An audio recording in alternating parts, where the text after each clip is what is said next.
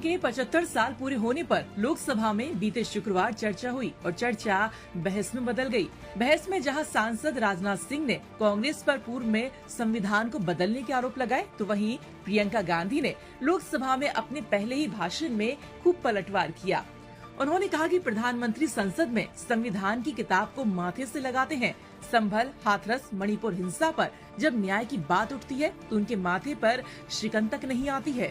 संसद में संविधान पर पक्ष विपक्ष की बहस के बाद अब नगीना से लोकसभा सांसद चंद्रशेखर आजाद ने प्रधानमंत्री को एक पत्र भेजा है, जिसमें उन्होंने भारतीय संविधान और उसकी प्रस्तावना को देश भर के विश्वविद्यालयों और कॉलेजों और स्कूल के पाठ्यक्रमों में अनिवार्य रूप से शामिल करने का प्रस्ताव रखा है।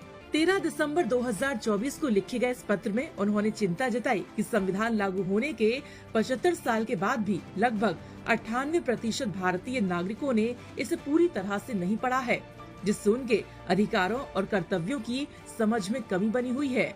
चंद्रशेखर ने जोर देकर कहा कि सच्चे संवैधानिक मूल्य तभी स्थापित हो सकते हैं जब प्रत्येक शैक्षणिक संस्थान और नागरिक संविधान के प्रति जागरूक हो।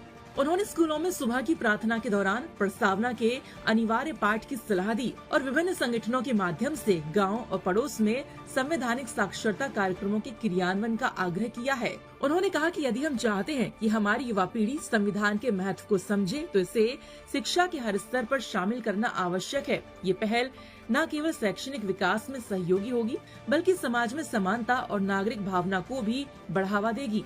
अब देखना ये होगा कि चंद्रशेखर आजाद की इस पहल और इस पत्र पर प्रधानमंत्री क्या संज्ञान लेते हैं। दिल्ली से यूपी तक के लिए